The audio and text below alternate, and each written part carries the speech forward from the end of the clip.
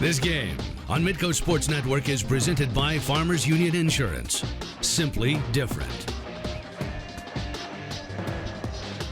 Another beautiful night here in North Dakota. 3-0 our score at the second intermission. It's Medora Night here in Grand Forks at the REA, and we are proud to be joined by a legend of North Dakota, of course, Medora's finest, the 26th President of the United States, Theodore Roosevelt. Teddy, thanks so much for taking some time tonight. I'm delighted to be here with you, Mr. Heinert, and with your viewers on Midco. You gave a heck of a pregame speech to the crowd down there. Obviously, that's a part of what you are. You're a man that really has inspired the nation, of course. Just kind of talk me through, when you get in front of a crowd like this, what are you feeling? I'm feeling the thrill of athletics and the university spirit here at University of North Dakota.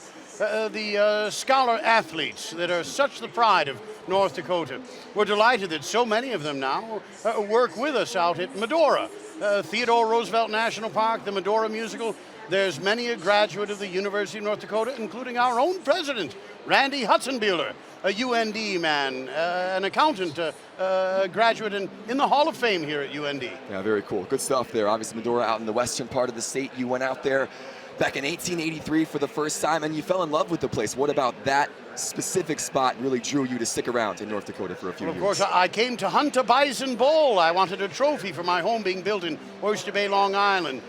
But I invested in the free-range cattle business and wound up with 2 ranches, the Chimney Butte south of Medora and the Elkhorn Ranch. It's known as the Cradle of Conservation for some of the early writings I did there with regards to the preservation of our wildlife and its habitat. And of course now, gateway to Theodore Roosevelt National Park. But it was a wonderful wild land, like living in the hero land of which I'd read as a boy, the inheritance of the pioneers and the voyageurs. By the way, if you keep talking about hunting bison, you're going to really endear yourself to a lot of UND fans that are watching this broadcast.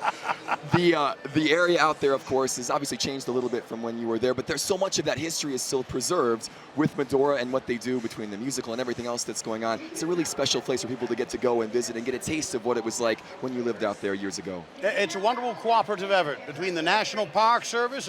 My life and legacy are closely associated with the national parks.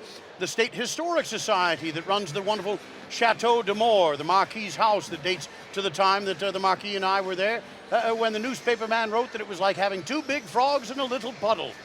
And of course, the village of Medora and the people of Theodore Roosevelt Medora Foundation, the Medora Musical. I'm not in the musical. The producers have seen me dance and heard me sing. But I hold forth in a daily matinee where I speak softly and carry a big stick and preach from the bully pulpit. By the way, it's a nice little golf course, you might know. Chase the ball around, do you? Yeah, not very well, but on occasion I've been known, yes. Let me know if you find my balls out about the Bully Pulpit golf course. We'll look for you the I've next lost time many, we get out there. right? Yeah, I can imagine. You were a sportsman, of course, and know the importance of this, and that's a big part of what we're doing here tonight. You had a chance to go to the football game earlier today, I saw. How much have you enjoyed your time here in Grand Forks? I've enjoyed it greatly. Of course, at my own collegiate years, I boxed and wrestled, not varsity, but intramural. But later, as president, I held a conference at the White House, and that conference to try to convince college coaches and presidents to come up with new rules for the safety of the football players. That was the beginning, and then in the following year, in 1906, of the National Collegiate Athletic Association. That results from a conference held at the White House. It's a good legacy, certainly one that's still going on, of course. And what a great football game today. We greatly enjoyed cheering on UND to defeat the Montana State Bobcats. We've got a Bobcat hanging on the wall. Bully!